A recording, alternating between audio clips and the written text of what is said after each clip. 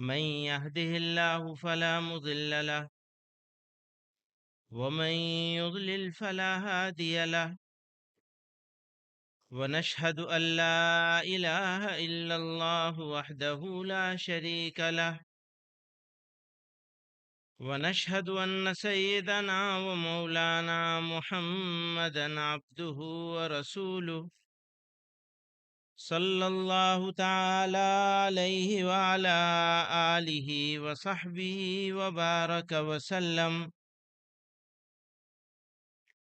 حضرات گرامی قدر، جمعیت علماء ہند حریم ملت کی پاسباں اور عظیم امانت کی کلید بردار جماعت ہے۔ اس کی روشن ملی خدمات اور قربانیوں کے مد نظر ملت اسلامیہ ہند آج اس کی طرف امید کی نگاہ سے دیکھ رہی ہے۔ اس لیے ہم سب کا اہم ترین فریضہ ہے کہ ہم اپنی وسیع تر ذمہ داریوں کو محسوس کریں اور قول سے زیادہ عملی اقدام کو اپنا وتیرہ بنائیں۔ یہ خاکسار اپنی تمام تر خامیوں اور کوتاہیوں کے اعتراف کے ساتھ ہرگز اپنے آپ کو اس قابل نہیں سمجھتا کہ اس بار گراں کو برداشت کرے۔ یہ ہمارے لیے خوش نصیبی بھی ہے اور حرمہ نصیبی بھی۔ خوش نصیبی اس معنی کر ہے کہ جمعیت علماء ہند جیسی عظیم جماعت کی صدارت کا موقع ملا، اور حرمہ نصیبی اس معنی کر ہے کہ اس عظیم الشان جماعت کے منصب صدارت پر ایسی اولو العزم اور عظیم المرتبت شخصیات جلوہ افروز رہی ہیں جن کے قلوب ہمہ وقت یاد الہی میں مستغرق رہے، جن کا سینہ معرفت الہی سے پر تھا، جن کی صحبت راہ حق کے لیے رہنما تھی، جن کے دن انسانیت کی خدمت کے لیے دوڑ دھوپ میں گزرتے تھے، اور جن کی راتیں پروردگار عالم کے سامنے کھڑے ہو کر ملک و ملت کے لیے بے چینی اور اضطراب کے ساتھ آہوزاری میں گزرتی تھیں۔ مجھے حیا آتی ہے، بڑی حیا آتی ہے کہ میرے جیسا شخص جو صحیح معنی میں ننگ اسلاف ہے، اس کے دوش ناتواں پر ان بزرگان پاک تینت کی نیابت کا بار گراں ڈال دیا گیا۔ آپ حضرات سے دعا کی درخواست ہے کہ اللہ اس بندے ناچیز کو اپنے حبیب صلی اللہ علیہ وسلم کے طفیل اس منصب جلیل کی ذمہ داریوں کو بحسن خوبی انجام دینے کی توفیق عطا فرمائے، اور اپنے بڑوں کے نقش قدم پر چلنے کا حوصلہ مرحمت فرمائے، آمین۔ محترم حضرات، اس موقع پر مجھے اپنے ان دو بزرگوں کی یاد آ رہی ہے جن کی قیادت و رفاقت میں خاکسار کو دو دہائی سے زیادہ عرصے تک ملک و ملت کے لیے کام کرنے کا موقع ملا۔ یہ خاکسار 1996 میں جمعیت علماء ہند کا ناظم مقرر ہوا۔ اس کے بعد 24 ستمبر 2001 کو ناظم عمومی نامزد ہوا۔ اس وقت مرشدی فدائے ملت حضرت مولانا سید اسعد مدنی قدس سرہ جمعیت علماء ہند کے صدر باوقار تھے۔ حضرت فدائے ملت رحمت اللہ علیہ عزم و استقلال کے پہاڑ تھے۔ اللہ تعالیٰ نے ان کو بے مثال خوبیوں سے نوازا تھا۔ ملک و ملت کے لیے آپ کی ہردم فکر مندی بلکہ درد مندی بے نظیر تھی۔ اسی طرح میرے مربی اور استاد محترم حضرت مولانا قاری سید محمد عثمان صاحب منصور پوری رحمہ اللہ جماعتی زندگی کے مشکل حالات میں جمعیت علماء ہند کے صدر منتخب ہوئے۔ ان کی زندگی کا سب سے اعلیٰ اور ممتاز وصف اخلاص للہیت، بے نفسی، کسر نفسی، سادگی اور بے نفسی تھا۔ آپ اصول پسند، دوربین اور صاحب بصیرت عالم تھے۔ اللہ تعالیٰ ان دونوں بزرگوں کے قبروں کو نور سے منور کر دے۔ ان دونوں بزرگوں نے جمعیت علماء ہند کی تحریکات اور عزائم کو اپنے حوصلوں سے جلا بخشے۔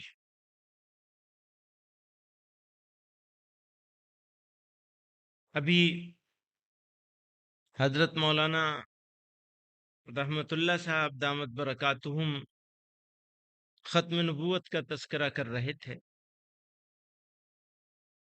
تو میں حضرت قاری عثمان صاحب رحمت اللہ علیہ ختم نبوت کے عنوان سے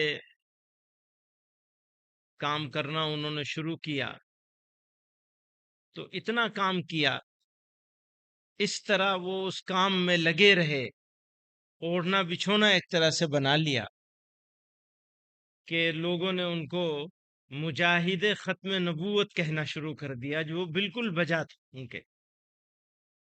آج ہمارا ملک نفرت اور مذہبی تعصب کی زد میں ہے، نوجوانوں کو تعمیری کاموں میں لگانے کے بجائے تخریب کا آلہ کار بنایا جا رہا ہے۔ میڈیا اشتعال پھیلانے کا سب سے بڑا حربہ بن گیا ہے۔ مذہب اسلام، اسلامی تہذیب اور کلچر، بالخصوص سرور کائنات آقا نامدار تاجدار مدینہ صلی اللہ علیہ وسلم کے خلاف بےہودہ اور بے بنیاد پروپیگنڈے کی مہم پورے شباب پر ہے۔ ارباب اقتدار سپریم کورٹ کے تنبیہات کے باوجود انہیں آزاد چھوڑ کر ان کی حوصلہ افزائی کر رہے ہیں۔ جمعیت علماء ہند کہیں گے ہم نے تو آزاد نہیں چھوڑا، مقدمہ چلایا ہے، تو چھوٹے چھوٹے معاملے پر لوگوں پہ یو اے پی اے لگتا ہے، انہیں سب کو یو اے پی اے لگا کے بند کرنا چاہیے نا۔ جمعیت علماء ہند جارحانہ فرقواریت کو پوری قوم اور وطن کا نقصان تصور کرتے ہوئے اسے وطن کی سالمیت کے لیے سخت خطرہ سمجھتی ہے۔ فرقواریت ہمارے معاشرے کی ہم آہنگی کی عظیم وراثت سے ہرگز میل نہیں کھاتی۔ مختلف مذاہب کے درمیان دوستانہ بلکہ برادرانہ رشتے ہمارے معاشرے کی قابل فخر اور پائیدار خصوصیات ہیں۔ ان رشتوں کو نقصان پہنچانا قومی جرم ہے۔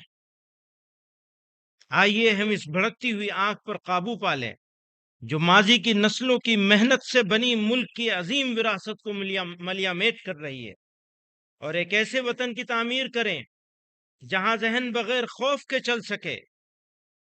آج کا دور اصول اور آدرشوں کی حفاظت کے لیے جنگ لڑنے کا دور ہے۔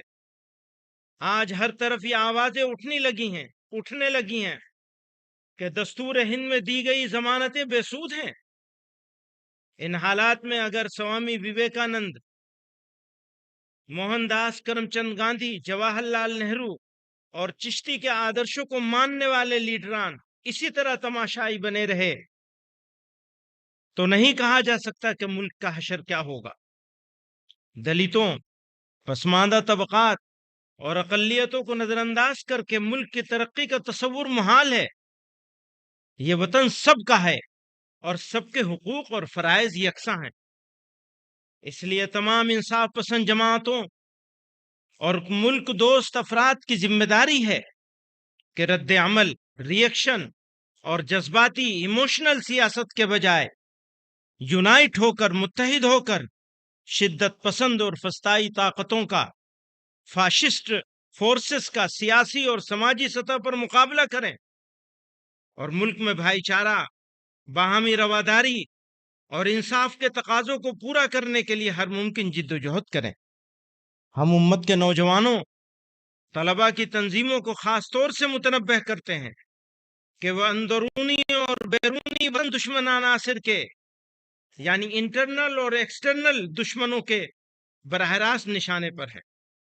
انہیں مایوس کرنے، ہوپلیس کرنے، بھڑکانے اور گمراہ کرنے کا ہر حربہ استعمال کیا جا رہا ہے۔ اس لیے حالات سے مایوس ہرگز نہ ہو اور نہ ہی صبر و ہوش کا دامن چھوڑیں۔ جو نام نہاد تنظیمیں اسلام کے نام پر جہاد کے حوالے سے انتہا پسندی اور تشدد کا پرچار کرتی ہیں اور قومی سلامتی کے زاویے سے ایجنسیوں کی نظر میں قابل گرفت اور مشتبہ ہیں، ان سے بیزاری اور دوری بنائے رکھنا ہمارے نوجوانوں اور طلباء کے تحفظ اور ان کے کیریئر کے لیے بے حد ضروری ہے۔ جانے انجانے میں ذرا سی غفلت ان کو برباد کر سکتی ہے۔ بھارت ہمارا وطن، جتنا یہ وطن نریندر مودی کا جتنا یہ وطن نریندر مودی اور موہن بھاگوت کا ہے اتنا ہی یہ وطن محمود کا بھی ہے.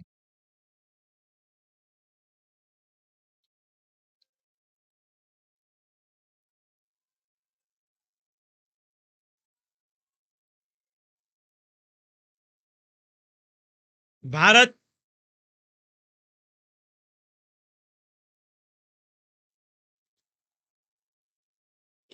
ہمارا دیش ہے. جتنا یہ دیش نریندر مودی اور موہن بھاگوت کا ہے اتنا ہی یہ دیش محمود کا بھی ہے. نہ محمود ان سے 1 انچ آگے ہے، نہ محمود ان سے 1 انچ آگے ہے، اور نہ وہ محمود سے 1 انچ آگے ہے. ساتھ ہی اس دھرتی کی خاصیت یہ ہے، دھیان کریے گا، ساتھ ہی اس دھرتی کی خاصیت یہ ہے کہ یہ خدا کے سب سے پہلے پیغمبر ابو البشر سیدنا آدم علیہ السلام کی سرزمین ہے. آپ یہیں تشریف لائے. یہ دھرتی اسلام کی جائے پیدائش ہے. یہ مسلمانوں کا پہلا وطن ہے. اس لیے یہ کہنا، یہ سمجھنا اور یہ بولنا کہ اسلام باہر سے آیا ہوا کوئی مذہب ہے، یہ سراسر غلط اور تاریخی اعتبار سے بے بنیاد ہے. اسلام اسی ملک کا مذہب ہے، اور سبھی مذاہب میں، سارے دھرموں میں، سارے ریلیجن میں سب سے پرانا مذہب ہے، سب سے قدیم اور پرانا بھی ہے. اسلام کے آخری پیغمبر حضرت محمد صلی اللہ علیہ وسلم اسی دین کو مکمل کرنے کے لیے تشریف لائے تھے. اس لیے میں واضح طور سے کہتا ہوں کہ بھارت ہندی مسلمانوں کے لیے وطنی اور دینی دونوں حیثیتوں سے سب سے اچھی جگہ ہے. لیکن ساتھ ہی اس حقیقت کا ادراک بھی ضروری ہے کہ اپنے ہی وطن میں رہنے کا بھی ایک نظام اور سسٹم ہے. اگر وہ نظام درست ہے تو اس ملک کے باشندوں کے لیے رہنا آسان ہوگا، اور وہ نظام بگڑ جائے گا تو شہریوں کی زندگی مشکل ہو جائے گی. اس لیے ہمیں دیکھنا ہوگا کہ ہمارے ملک کا نظام کیسا ہے، اس کے چلانے والے اپنی ذمہ داریوں کے تئیں کس قدر مخلص ہیں. ہمارا ایسا سمجھنا ہے، نمبر 1 آئین، نمبر 2 جمہوریت. آئین کا مطلب دستور، کانسٹیٹیوشن، یا جمہوریت یعنی ڈیموکریسی. اور نمبر 3 انسانی حقوق، ہیومن رائٹس. ماڈرن انڈیا کی پہچان ہے، آئیڈینٹی ہے یہ ہماری. اس ماڈرن انڈیا کی اگر کچھ آئیڈینٹی اور پہچان ہو سکتی ہے تو یہ 3 چیزیں ہیں بنیادی طور پر: ہمارا کانسٹیٹیوشن، ہماری ڈیموکریسی اور ہیومن رائٹس. اگر یہ تینوں چیزیں مستحکم ہیں تو پھر یہ کہنا آسان ہوگا کہ ہمارا ملک اپنے باشندوں کے لیے سب سے اچھی جگہ ہے. لیکن اگر ان تینوں یا تینوں میں سے کسی ایک پر بھی کمپرومائز ہو جائے، دھیان کیجیے گا، اگر ان تینوں یا تینوں میں سے کسی ایک چیز پر کمپرومائز ہو جائے تو پھر ہمارے لیے یہ کہنا ہرگز آسان نہیں ہوگا. اس کو پرکھنے کے لیے ہمیں جمہوریت کے 4 ستونوں، مقننہ یعنی کیا کہنا چاہیے مقننہ کو، لیجسلیچر، انتظامیہ، ایڈمنسٹریشن، عدلیہ یعنی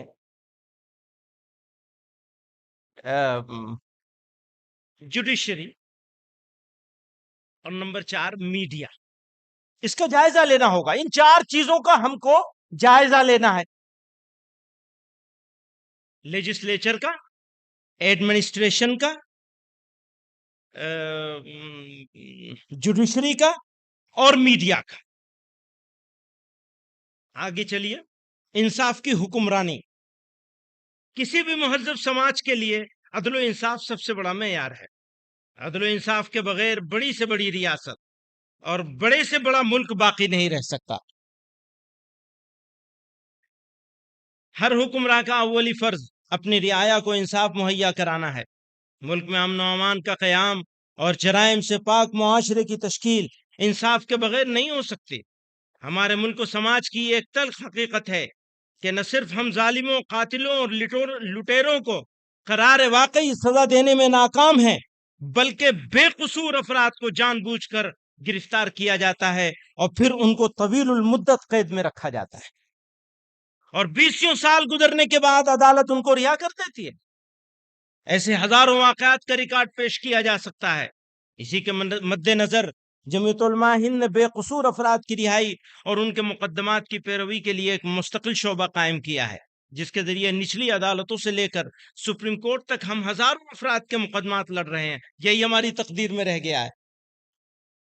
خاص طور سے ان لوگوں کے مقدمات جن کو یو اے پی اے اور دہشت گردی کے دیگر قوانین کے تحت بیجا گرفتار کیا گیا ہے. نیز یہ بات بھی عام طور سے دیکھی جاتی ہے کہ فسادات کے موقع پر مارے بھی مسلمان جاتے ہیں، لوٹے بھی جاتے ہیں، اور الٹا ان کو ہی قصوروار ٹھہرا کر قید و بند کی سزا دی جاتی ہے. کلیجا تھام لو روداد غم ہم کو سنانے دو. کلیجا کلیم عاجز مرحوم نے کہا ہے، کلیجا تھام لو روداد غم ہم کو سنانے دو، تمہیں دکھا ہوا دل ہم دکھاتے ہیں دکھانے دو. زمانہ صبر کر لیتا ہے عاجز، ہم بھی کر لیں گے، خلش دل کی مٹا لینے کو دو، آنسو بہانے دو.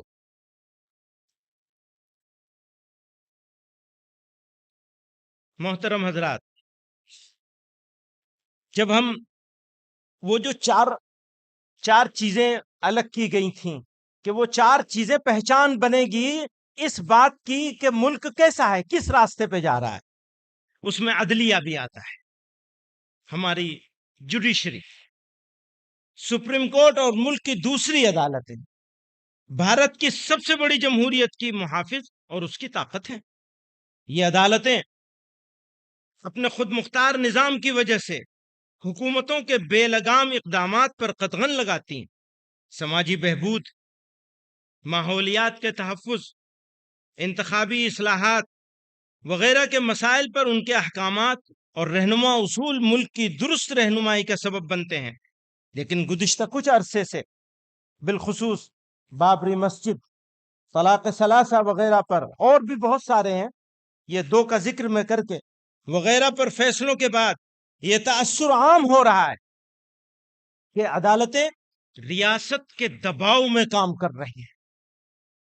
اقلیتوں کے آئینی حقوق اور دستور کے بعض بنیادی اصولوں کی تشریح کی ایسی مثالیں سامنے آئی ہیں جنہوں نے عدالتوں کے کردار پر بھی سوالیہ نشان لگا دیا ہے. مختلف عدالتوں نے مسلم پرسنل لا سے متعلق مسائل کو لے کر جو فیصلے دیے ہیں، ان سے ایسا محسوس ہوا کہ ان عدالتوں نے قانون کی تشریح کے بجائے قانون وضع کرنے کی کوشش کی ہے. حال میں دیے گئے درج ذیل فیصلے اس کی اہم نظیر ہیں. اب یہ کچھ فیصلوں کا تذکرہ کیا، اس کو چھوڑ دوں میں. مقننہ کے ذریعے ناانصافی، بھارت کی متعدد ریاستوں نے مذہب کی تبدیلی کو کنٹرول کرنے کے لیے قوانین بنائے ہیں. یعنی لیجسلیچر نے کہاں کہاں ہمارے ساتھ گڑبڑ کی ہے، بہت ساری گڑبڑ کی ہے، ایک آدھ کا ذکر کر رہے ہیں. بھارت کی متعدد ریاستوں نے مذہب کی تبدیلی کو کنٹرول کرنے کے لیے قوانین بنائے ہیں. گجرات اور مدھیہ پردیش ہائی کورٹوں نے ان دفعات پر یہ کہتے ہوئے روک لگا دی ہے کہ یہ کسی شخص کی پرائیویسی کے حق کی خلاف ورزی ہے پر مبنی ہے. یعنی وہ جو ایکٹ بنائے گئے ان کی کچھ دفعات ایسی ہیں جنہیں پرائیویسی کے حق کے خلاف مان لیا کورٹ نے بھی. اس میں گجرات والے معاملے میں جمعیت علماء گجرات اس معاملے کو دیکھ رہی تھی، اس پہ انہی کی طرف سے وہ مقدمہ لڑا گیا. اس کے خلاف متعلقہ سرکاروں نے سپریم کورٹ میں اپیل بھی دائر کی ہے، اور الحمدللہ سپریم کورٹ میں بھی ہم لوگ لڑ رہے ہیں، اس کو لڑیں گے آخر تک انشاءاللہ. متعدد ریاستوں کے ذریعے مذہبی تبدیلی کے خلاف قانون سازی کا مقصد مذہبی آزادی جیسے بنیادی حق کو نقصان پہنچانا اور اس کی آڑ میں اقلیتوں کو نشانہ بنانا ہے۔ ان قوانین کی زبان اس قدر مبہم ہے کہ وہ خود مذہبی آزادی کے لیے سنگین چیلنج ہے، جو آئین ہند کا بنیادی حصہ ہے۔ زبردستی، دھوکہ دہی اور لالچ کے ذریعے کسی کا مذہب تبدیل کرانے کے ہم بھی مخالف ہیں۔ دوبارہ کہوں گا، زبردستی، دھوکہ دہی اور لالچ کے ذریعے کسی کا مذہب تبدیل کرانے کے ہم بھی مخالف ہیں، لیکن دیکھنے میں یہ آ رہا ہے کہ جو لوگ حقیقی طور پر سچے دل سے مذہب بدلتے یا بدلواتے ہیں، ان کے خلاف بھی زبردستی، دھوکہ دہی اور لالچ کا غلط الزام لگا کر انہیں گرفتار کیا جا رہا ہے۔ اس سلسلے میں مذکورہ قوانین کا بیجا استعمال ہو رہا ہے، اس لیے ایسے قوانین ہرگز قابل قبول نہیں ہیں۔ انتظامیہ کا رویہ، انتظامیہ اور قانون نافذ کرنے والی ایجنسیاں قانون کا غلط استعمال کر کے اقلیتوں کو نشانہ بنا رہی ہیں۔ گزشتہ دنوں ایسی کئی مثالیں دیکھنے میں آئی ہیں۔ نمبر 1، عوامی مقامات میں نماز پر پابندی۔ اب وہ مثالیں بتائی ہیں کہ پریاگ میں کیا ہوا، فلاں جگہ کیا ہوا۔ ایک صاحب اپنے اسکول میں پروفیسر تھے، اپنے اسکول میں ہی، کالج میں، وہ ایک پیڑ کے نیچے نماز پڑھنے لگے، ان کے خلاف کارروائی ہوئی۔ اس طرح کی کچھ کارروائیوں کا تذکرہ کیا گیا ہے اس میں۔ شہری حقوق کے مظاہرین کے خلاف پولیس کا رویہ، اس میں بھی دیکھا ہے کہ پولیس نے کس طرح جانبدارانہ طریقے سے مظاہرین کا دمن کرنے کی کوشش کی ہے۔ بلڈوزر کی کارروائی، اب وہ نام ہی اس کا بلڈوزر جسٹس ہو گیا، اس کا بھی یہ انتظامیہ اور ایڈمنسٹریشن کا اور میڈیا، یہ دونوں کی ملی بھگت سے یہ سارا کچھ ہو رہا ہے۔ آسام میں انخلا کے مظاہرین پر میں چھوڑ کے چل رہا ہوں آگے، تاکہ آپ لوگوں کا قیمتی وقت ضائع نہ ہو، بہت رات ہو چکی ہے، اور ان حضرات نے موقع بھی مجھے سب سے آخر میں دیا۔ پہلے انہوں نے سوچا ہوگا پہلے موقع دے دیں گے تو اتنا لمبا چوڑا تو خطبہ صدارت ہے، اب بتاؤ اتنی ساری لمبی چوڑی باتیں کہاں سے، پھر ان کو شروع میں موقع دے دیں گے تو وہ ان کی تجویزیں رہ جائیں گی ساری، تو اچھی بات ہے۔ آسام میں انخلا کے مظاہرین پر ظلم و ستم، مسلم کمیونٹی، آسام میں مسلم کمیونٹی کے افسوسناک اور تشویشناک صورتحال کی طرف آپ کی توجہ مبذول کرانا چاہتا ہوں۔ آسام سرکار کی نگرانی میں ہزاروں لوگوں کو غیر قانونی املاک خالی کرانے کی آڑ میں ان کے گاؤں سے بے دخل کیا جا رہا ہے۔ پولیس اور نیم فوجی دستوں کی موجودگی میں ان کے گھروں اور دکانوں کو بلڈوزر سے مسمار کیا گیا اور ان پر مظالم کے پہاڑ توڑے گئے۔ سبھی کو آسام میں رونما ہونے والا وہ سانحہ یاد ہوگا جب ایک شخص کو پولیس کے ذریعے گولی مارے جانے کے بعد ایک صحافی اس کے سینے پر کود رہا تھا، وہ جرنلسٹ تھا اور اس کے سینے پر وہ کود رہا تھا، مرے ہوئے آدمی، پولیس کی گولی سے مارا گیا تھا۔ یہ ایک تہذیب اور انسانیت کی شکست اور آئین کی پامالی ہے۔ آسام کی حکومت آئین کے ذریعے دیے گئے بنیادی انسانی حقوق یا زندگی اور جائیداد کے بنیادی حقوق کو پامال کرنے سے باز نہیں آ رہی ہے۔ حکومت نے صاف اعلان کر دیا ہے کہ بے دخلی کے متاثرین کو حکومت کی طرف سے کوئی معاوضہ یا پانی کا ایک قطرہ بھی نہیں دیا جائے گا۔ بے دخل کیے گئے بے گھر لوگوں کی تعداد ہر گزرتے دن کے ساتھ بڑھتی جا رہی ہے۔ ان پناہ گزینوں کو بھوک، بیماری، سردی اور غیر صحت مند زندگی کے حالات کی وجہ سے موت کے خطرے کا سامنا ہے۔ حال غم ان کو سناتے جائیے، حال غم، اس نے کہا خمار نے، حال غم ان کو سناتے جائیے۔ اب کس کو سنائیں گے، وہ تو بہرے ہیں، آپ ہی کو سنا لیں گے۔ حال غم ان کو سناتے جائیے، شرط ہے کہ مسکراتے جائیے، شکریہ لطف مسلسل کا مگر، شکریہ لطف مسلسل کا مگر، گاہے گاہے دل دکھاتے جائیے، گاہے گاہے دل دکھاتے جائیے، دشمنوں سے پیار ہوتا جائے گا، دشمنوں سے پیار ہوتا جائے گا، دوستوں کو آزماتے جائیے۔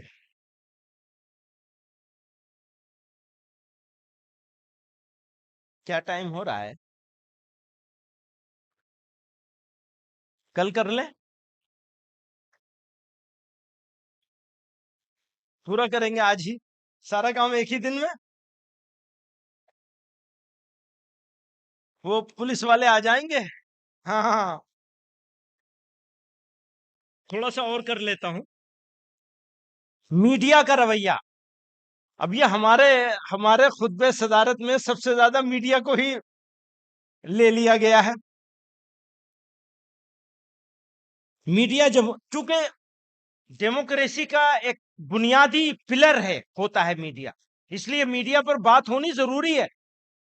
میڈیا جمہوریت کی بقا کا سب سے اہم اور بڑا وسیلہ ہے، لیکن آج وہ جمہوریت کے لیے سب سے بڑا، ڈیموکریسی کے لیے سب سے بڑا چیلنج بن گیا ہے. آج میڈیا کی اکثریت جمہوریت کی جڑوں کو کھوکھلا کر رہی ہے اور بھارت کی ایک کمزور اقلیت کو مذہبی، سماجی اور قومی معاملات میں بدنام کر رہی ہے. میڈیا نے کورونا کے دور میں تبلیغی جماعت اور دیگر انفرادی واقعات کو جس طرح ایک قوم کی اجتماعی غلطی کے طور پر پیش کرنے کی کوشش کی، وہ انتہائی شرمناک، شیمفل ہے. عدالت سے لے کر انسانی حقوق کی تنظیموں تک نے اس پہ تفصیل سے روشنی ڈالی. اسی طرح حال میں ایک مسلم لڑکے کے ذریعے ایک غیر مسلم لڑکی کے قتل جیسے انسانیت سوز جرم کو مسلم شناخت دے کر مسلمانوں کو شیطانی کردار کے طور پر پیش کیا گیا. اس نے سماج کے تانے بانے کو بکھیرنے میں بڑا کردار ادا کیا ہے، جبکہ سماج کے دوسرے حصے کے لوگوں نے بھی ویسے گھناؤنے کام انجام دیے تو میڈیا نے خاموشی اختیار کر لی. لیکن جہاں کسی مسلمان کا نام آیا، اس پر گھنٹوں بحث و مباحثہ کرا کر جمہوریت، انسانیت اور قومی ہم آہنگی کو سخت نقصان پہنچایا گیا اور لگاتار پہنچایا جا رہا ہے.